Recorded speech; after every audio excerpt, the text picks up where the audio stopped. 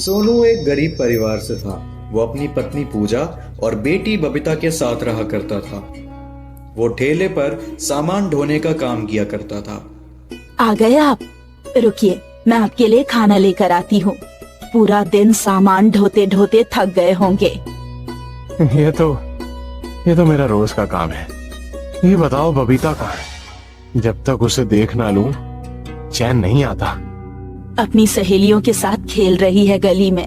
मुझे तो उसकी चिंता होती है कि अब वो भी बड़ी हो रही है, उसे पढ़ाना भी तो होगा। मैं कितना लाचार बाप हूँ कि मुश्किल से 2 जनों की रोटी का इंतजाम कर पाता हूँ, पर उसकी पढ़ाई का खर्च भला मैं कैसे उठा पाऊंगा? दिन भर बोझ ढोकर बस अपना और तुम्हारा पेट पाल लूं, वही हो पाता है मुझसे। कभी कभी तो वो भी नसीब नहीं होता। तभी बबीता भागी आती है और सोनू से कहती है, पिताजी, वो पड़ोस की सुषमा बता रही थी कि सरकार ने अलर्ट जारी किया है कि बहुत तेज बारिश होने वाली है और यहाँ बाढ़ आने वाली है। अब आप काम पर मत जाना, नहीं तो आप भीग जाओगे। अरे ये क्या? अगर बारिश हुई तो मैं काम पर नहीं जा पाऊंगा, और काम पर नहीं जा पाया तो पैसे कहाँ से लाऊंगा? मुझे काम पर जाना ही होगा। अगर सरकार ने अलर्ट जारी किया है तो कोई बात ही होगी। अगर आप काम पर गए तो दिक्कत हो सकती है। इतने में जोरदार मसलाधार बारिश होने लगती है। अरे अच्छा होता मैं पहले ही निकल जाता। अब तो बारिश होने लगी। मैंने कहा था ना पापा, बहुत तेज बारिश होने वाली है। बाहर बहुत काले बादल छाए हुए थे। आप फिक्र क्यों करते हैं? थोड़ी देर में बारिश रुक जाएगी, फिर आप चले जाइएगा काम पे। तीनों बारिश के रुकने का इंतजार करते हैं, पर बारिश नहीं रुकती है। धीरे धीरे बारिश और तेज हो जाती है और उनकी छत टपकने लगती है। इसी की कमी थी। माँ देखो, बाहर से पानी भी आना शुरू हो गया है। बाहर चारों तरफ पानी भरा हुआ है। इस तरह से तो हमारा इस घर में रहना बहुत मुश्किल हो जाएगा। धीरे धीरे पानी बढ़ता जाता है और उनका घर नीचे होने की वजह से सारी कॉलोनी में सबसे ज्यादा पानी उन्हीं के घर में भरता है। तब सोनू कहता है, अपना जरूरी सामान बांधो पूजा, हमें कहीं और जाना होगा। पर हम जाएंगे कहाँ? पूरी कॉलोनी में तो पानी भरा है और ले दे के ये झोपड़ी ही तो थी हमारे पास। माँ, मेरे तो कंधे तक पानी आ गया है। अगर तेज बारिश हुई तो मैं तो डूब ही जाऊंगी।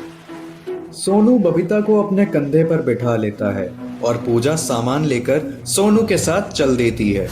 वो तीनों पानी में भीगते हुए निकलते हैं। उन्हें कहीं ऐसी कोई जगह नहीं मिलती जहां वो अपना सर छुपा सकें। तभी उन्हें एक व्यक्ति मिलता है। अरे, इतने पानी में इस छोटी सी लड़की को लेकर तुम कहाँ जा रहे हो? पता है ना पूरे शहर में पानी भरा हुआ है और अभी कब तक ये पानी बरसेगा कुछ नहीं पता।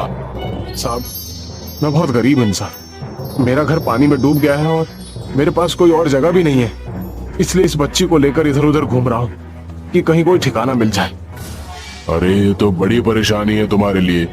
चलो, इस छोटी सी बच्ची के लिए मैं तुम्हें एक रास्ता दिखाता हूँ। इधर एक बहुत पुरानी मेट्रो खड़ी हुई है जो किसी भी काम की नहीं है। क्यों ना तुम वहीं पर रह लो? वहां पर तुम्हें बारिश से भी सुरक्षा मिलेगी और पानी से भी। पर साहब, वो तो सरकार की संपत्ति है, अगर किसी ने कुछ कहा तो? अरे मेट्रो मेरे ही अंडर आती है, मैं ही उसकी कार्रवाई कर रहा हूँ। जब तक वो मेट्रो किसी काम की नहीं तब तक तुम उसमें अपना घर बनाकर रह सकते हो। जब उसकी जरूरत होगी तब मैं तुम्हें बता दूंगा और तब तक तुम अपना कोई और बंदोबस्त भी कर सकते हो। आपका बहुत बहुत धन्यवाद साहब, आपने हमें ऐसी मुसीबत में सहारा दिया। धन्यवाद की जरूरत नहीं है, ये तो मेरा फर्ज था। तीनों अपना सामान लेकर उस मेट्रो के डिब्बे में चले जाते हैं। वहां जाकर बबीता को बहुत अच्छा लगता है। आपने आज तक मुझे मेट्रो में कभी सैर नहीं कराई, पर आज मेट्रो ही हमारा घर बन गया।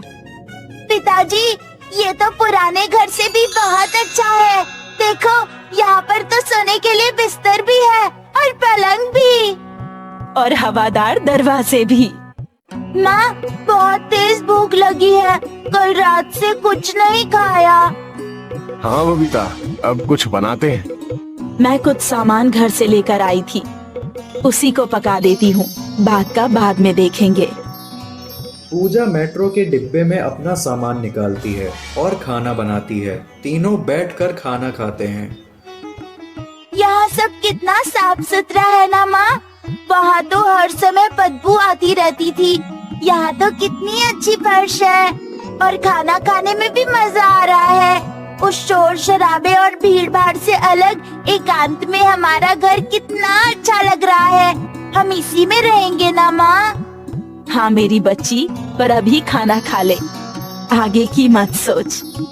तीनों मेट्रो घर में रहकर बहुत खुश होते हैं। धीरे धीरे कॉलोनी का पानी निकलने लगता है तो सोनू अपने पुराने घर को देखने जाता है। वह पूरी तरीके से ढह चुका होता है और तभी वो व्यक्ति दोबारा सोनू को मिलता है। अरे, तुम्हारा घर तो पूरी तरह से ढह गया है।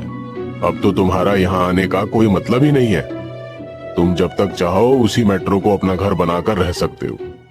साहब, मेरे पास कोई काम धंधा नहीं, मैं वहां पर ही रह पाऊंगा क्योंकि किराया देने की मेरी औकात नहीं है। तुम काम करना चाहते हो? हाँ साहब, मैं कोई भी काम कर लूंगा। मेट्रो में एक कर्मचारी की आवश्यकता है। वो कर्मचारी छुट्टी पर गया हुआ है। उसकी जगह अगर तुम्हें काम करना है तो बोलो, मैं ऊपर बात करता हूँ। साहब, आपकी बहुत कृपा होगी, आप कोई भी काम दो, मैं जरूर करूंगा। सोनू को मेट्रो में काम मिल जाता है जिससे वो अपनी परिवार की अच्छी तरीके से भरण पोषण कर पाता है। अब मुझे काम मिल गया है, अब हमारा अपनी बबीता को पढ़ाने का सपना पूरा हो जाएगा। ये तो बहुत अच्छी बात है, हमें रहने के लिए भी ये मेट्रो मिली और मेट्रो में ही आपको काम भी मिला। ये मेट्रो हमारे लिए कितनी शुभ है। हाँ हाँ, अब मैं अपनी बेटी को पढ़ाऊंगा, लिखाऊंगा और एक काबिल इंसान बनाऊंगा। क्या पापा, मैं भी पढ़ने जाऊंगी? हाँ बेटा, अब तुम भी पढ़ने जाओगी। अब सोनू बबीता का एक अच्छे से स्कूल में एडमिशन करा देता है और धीरे धीरे कड़ी मेहनत करके पूरी मेट्रो स्टाफ का चहीता बन जाता है। तीनों उस मेट्रो घर में हंसी खुशी अपना जीवन व्यतीत करते हैं।